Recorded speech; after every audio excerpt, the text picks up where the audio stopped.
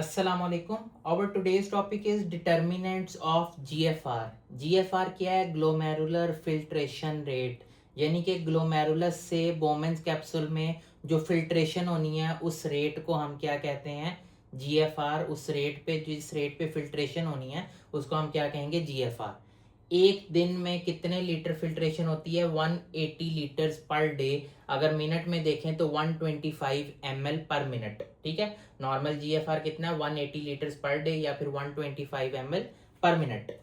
अब इसके determinants, GFR को कौन कौन से फैक्टर्स अफेक्ट करते हैं या कौन कौन से प्रेशर्स जो हैं इसको रेगुलेट करते हैं। ठीक है, सबसे पहले जीएफआर का हम फॉर्मूला देखते हैं। वो फॉर्मूला है के F into net filtration pressure. जितने भी प्रेशर्स ग्लोमेरुलर कैपिलरीज में है और बोमेंस कैप्सूल में है उनको हम उनका नेट फिल्ट्रेशन प्रेशर निकालें तो क्या होगा? उसको हम फिल्ट्रेशन कोफिशिएंट से मल्टीप्लाई करते हैं तो हमारे पास जीएफआर आ जाता है। ठीक है, ये जो के एफ है ये क्या है? Glomerular filtration coefficient. ठीक है, glomerular filtration coefficient multiply by net filtration pressure. Net filtration pressure में कौन कौन से हैं? सबसे पहले ये पीजी। पीजी क्या है? हाइड्रोस्टैटिक प्रेशर इन ग्लोमेरुलस या hydrostatic pressure in glomerular capillaries. ठीक है, माइनस पीबी। पीबी क्या है? Colloid osmotic pressure in glomerulus या colloid osmotic pressure in glomerular capillaries. फिर है पाई जी। पाई जी क्या है? Hydrostatic pressure in Bowman's capsule. और पाई बी लास्ट पे क्या है? Colloid osmotic pressure in Bowman's capsule. इन सब का जब हम डिफरेंस निकालेंगे तो हमारे पास क्या आ जाएगा? Net filtration pressure. और नेट फिल्ट्रेशन प्रेशर को जब हम फिल्ट्रेशन कोफिशिएंट से मल्टीप्लाई करेंगे तो हमारे पास जीएफआर आ जाएगा। ठीक है, अब हम इनको अलग से देखते हैं कि ये किस तरह अफेक्ट कर रहे हैं। ये हमारे पास ऊपर मैंने ग्लोमेरुलर कैपिलरी शो की है, यहाँ से एफरेंट है, यहाँ से ब्लड ने आना है, आगे इफरेंट है, यहाँ से ब्लड ने जाना है, और जो दरमियान में ब्लड होगा वो उसमें से क्या होगा? फिल्ट्रेशन हो जाएगी टुवर्ड्स द बोमेंस कैप्सूल। ये नीचे ब्लू से मैंने क्या शो किया? बोमेंस कैप्सूल। ठीक है, अब पहला प्रेशर है ग्लोमेरुलर हाइड्रोस्टैटिक प्रेशर।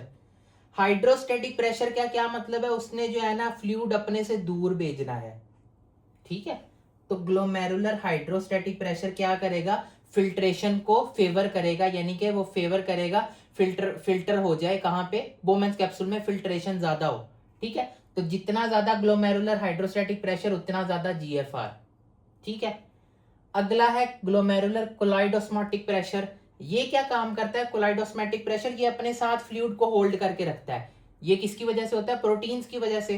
तो ये प्रोटीन्स क्या करती हैं? अपने पास फ्लूइड को होल्ड करके रखती हैं। तो इस ये जो है फिल्ट्रेशन को फेवर नहीं करता, क्योंकि ये चाहता है कि फ्लूइड सारा इधर ही रहे, आगे बोमेंस कैप्सूल में ना जाए। तो जितना ज्यादा कोलाइडोस्मोटिक प्रेशर उतना कम जीएफआर। ठीक है, अब नीचे आ जाए, बोमेंस कैप्सूल में भी सेम बोमेंस हाइड्रोस्टैटिक प्रेशर। इसका भी क्या काम है कि इसने जो है हाइड्रोस्टैटिक प्रेशर ने अपने से दूर फ्लूइड को भेजना है, तो ये क्या करेगा? वापस ग्लोमेरुलर कैपिलरीज की तरफ जो है वो फिल्ट्रेशन को भेजेगा। ठीक है, फिल्टर होने में फेवर नहीं करेगा। तो जितना ज्यादा बोमेंस हाइड्रोस्टैटिक प्रेशर उतना कम जीएफआर। दूसरा बोमेंस कोलाइड ऑस्मोटिक प्रेशर। ये हमने पढ़ा प्रोटीन्स की वजह से होता है। तो हमारे जो बोमेंस कैप्सूल है उसमें कोई प्रोटीन फिल्टर होके नहीं आती, तो ये वाला प्रेशर जो होता है वो मोस्टली क्या होता है? मोस्टली नहीं, जीरो ही होता है। ठीक है, अब नॉर्मल कंडीशन में होगा, लेकिन ये नॉर्मल कंडीशन में बोमेंस कोलाइड ऑस्मोटिक प्रेशर क्या होता है? जीरो होता है, क्योंकि बोमेंस कैप्सूल में कोई प्रोटीन नहीं होती। ठीक है, वैसे अगर ये कुछ भी होता है तो इसका काम क्या है कि इसने इधर फ्लूइड को होल्ड करके रखना है। तो जितना ज्यादा बोमेंस कोलाइड ऑस्मोटिक प्रेशर उतना कम जीएफआर। ठीक है, ये क्या हो गई? हमारे प्रेशर्स, यानी कि नेट फिल्ट्रेशन प्रेशर। अब अगर इनकी हम वैल्यूज देखें तो ग्लोमेरुलर हाइड्रोस्टैटिक प्रेशर होता है 60 माइनस कोलाइड ऑस्मोटिक प्रेशर कितना है? 32 माइनस बोमेंस हाइड्रोस्टैटिक प्रेशर कितना है? 18, और ये 0 होता है। तो ये क्या आ जाएगा? आंसर इसका आता है 10। ठीक है, 10 आंसर आ गया। और जो हमारा ग्लोमेरुलर फिल्ट्रेशन कोफिशिएंट है ये कितना होता है? इसकी नॉर्मल वैल्यू है 12.5। कितनी? 12.5।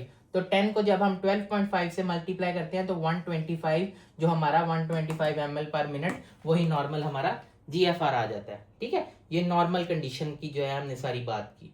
ठीक है, अब हम देख लेते हैं कि कौन कौन सी ऐसी कंडीशंस हैं जिसमें जीएफआर जो कम हो रहा है। ठीक है, उन्हीं के ऑपोजिट अगर करेंगे तो उनमें जीएफआर ज्यादा हो जाएगा। सबसे पहली बात, फिल्ट्रेशन कोफिशिएंट प्रेशर या फिर ये जो ग्लोमेरुलर फिल्ट्रेशन कोफिशिएंट है, अगर ये कम होगा तो जीएफआर क्या हो जाएगा, कम। ये तो हमें फॉर्मूला से भी पता लग रहा है ना, अगर फिल्ट्रेशन कोफिशिएंट कम तो जीएफआर कम। लेकिन किन कंडीशन में होगा, रीनल डिजीजेज में, डायबिटीज मेलाइटस में और हाइपरटेंशन में ये हमारा फिल्ट्रेशन कोफिशिएंट कम हो जाता है, जिसकी वजह से जीएफआर कम हो जाता है। नेक्स्ट है पीबी। पीबी हमने क्या देखा था, कोलाइडोस्मोटिक प्रेशर। जितना ज्यादा कोलाइडोस्मोटिक प्रेशर उतना कम जीएफआर, क्योंकि कोलाइडोस्मोटिक प्रेशर का क्या काम है, उसने फिल्ट्रेट को इधर ही रखना है, फिल्टर होने नहीं देना। तो जितना ये ज्यादा होगा उतना जीएफआर क्या हो जाएगा, कम। ये किन कंडीशन में होता है, यूटीआईज में और किडनी स्टोन्स में, ठीक है, उसमें क्या होता है, ये कोलाइडोस्मोटिक प्रेशर बढ़ जाता है, ठीक है। नेक्स्ट है पाई जी क्या था, hydrostatic pressure in Bowman's capsule. जितना ज्यादा हाइड्रोस्टेटिक प्रेशर बोमेंस कैप्सूल में होगा उतना कम जीएफआर होगा। ये हमने पढ़ा ना, ये बोमेंस कैप्सूल में जो हाइड्रोस्टेटिक प्रेशर है ये फिल्ट्रेशन को इधर फेवर नहीं करेगा, ये वापस इधर ही फ्लूइड को रखेगा। तो जितना ज्यादा बोमेंस हाइड्रोस्टेटिक प्रेशर उतना कम जीएफआर। ये किन कंडीशन में होता है, जब रीनल ब्लड फ्लो कम हो जाए या फिर प्लाज्मा प्रोटीन्स ज्यादा हो जाए, ठीक है, उनमें क्या होगा, हमारा हाइड्रोस्टेटिक प्रेशर बढ़ जाएगा।